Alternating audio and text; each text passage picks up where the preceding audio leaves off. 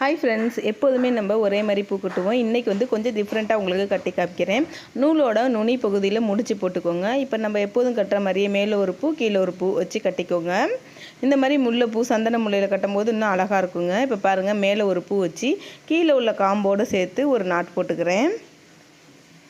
திருப்பியும் வந்து கீழே வச்சுக்கலாம். இது மாதிரி மேலே கீழேன்னு மாற்றி மாற்றி வச்சுக்கோங்க. இப்போ கீழே வைக்கும்போது கீழே உள்ள காம்பு பகுதியோடு சேர்த்து வச்சு ஒரு நாட் போட்டுக்கலாம். இதே மாதிரியே மேலே ஒரு பூ கீழே ஒரு பூ இப்படி மாற்றி மாற்றி கட்டி வச்சு பார்த்தீங்கன்னா பூரான் மாதிரியே இருக்குங்க. பார்க்கவும் அழகாக இருக்கும். ஜடதாண்டெல்லாம் பின்னிட்டு நம்ம நடுவில் இந்த பூவை ஜடமேல வைக்கும்போது பார்க்கவே ரொம்ப அழகாக இருக்கும், வித்தியாசமாகவும் இருக்கும். கண்டிப்பாக நீங்கள் இதை ஒரு முறை ட்ரை பண்ணி பாருங்கள். ரொம்பவே பொறுமையாக ட்ரை பண்ணுங்கள். ஃபஸ்ட் டைம் ட்ரை பண்ணிங்கன்னா ரொம்பவே அழகாகவும் வரும். அங்கே பாருங்கள், பார்க்கவே எவ்வளோ அழகாக இருக்குது. பின்னாடி திருப்பி பார்த்தா பூரான் பின்னல் மாதிரியே இருக்குது. கண்டிப்பாக நீங்களுமே ஒரு முறை ட்ரை பண்ணி பாருங்கள். ரொம்பவே பொறுமையாக ட்ரை பண்ணுங்கள். அப்போ தான் வந்து ஃபஸ்ட் டைம் கட்டும்போது நம்மளுக்கு சூப்பராக வரும்.